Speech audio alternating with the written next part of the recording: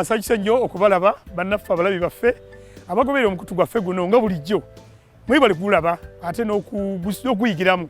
Ssaabasajja na Kabaka yatutegeeza tuyisomese abantu basalewo nga bamanyi kyensonga y'emu lwaki tujja ku mikutu gino okulaba tukola ensonga eyo.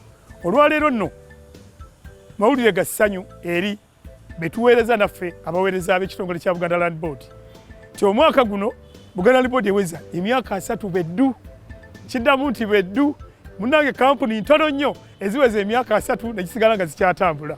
Abasinga olutuuka neyavula naye ate ffe tweyongera maanyi olw'ekisa kya Mukama n'obuweereza bwammwe n'obuyambi bwaffe obutuweebwa bakama baffe mu Bwakabaka bwa Buganda naddala Ssaabasajja Kabaka wa Buganda.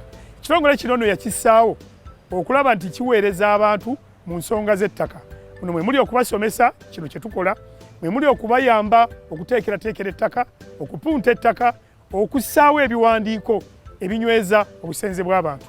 Myaka gino 3 tutuuse ku bingi, naye tetuyinza bituukako nga tetuli nammwe betuweereza.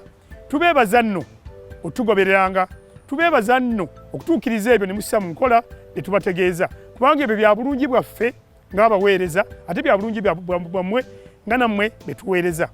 N'olwekyo gwe atudde ku ttaka lya Kabaka manya nti ekitongole kino kiwezezza emyaka 3 naye ate kyaliwo okusooka naye tukuza gino 3 ng'Obwakabaka buzzeewo.